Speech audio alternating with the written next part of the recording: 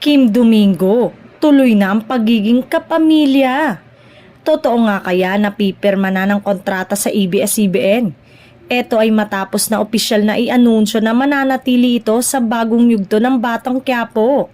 Maaalalang nabanggit noon ng aktres na hindi niya inaasahan na magiging bahagi siya ng Batang Quiapo. Kaya naman ang sabi pa niya, I'm very grateful din syempre to my network GMA7 na napagbigyan na makatawid sa ABS-CBN.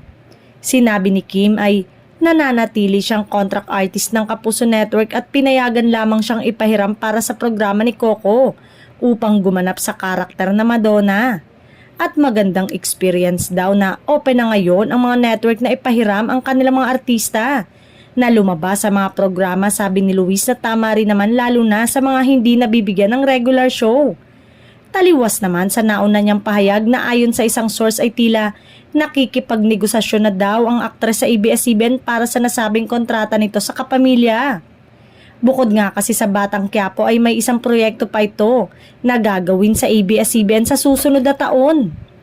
Pabor naman ang ilang kapamilya, say pa nila, nagmukha daw big time ang aktres na ito na napunta sa ABS-CBN. Ipares nga naman kay Coco Martin ay talaga namang puputok ang pangalan. Dagdag pa ng isang netizen, hindi na daw starlet si Kim katulad noong nasa GMA ito.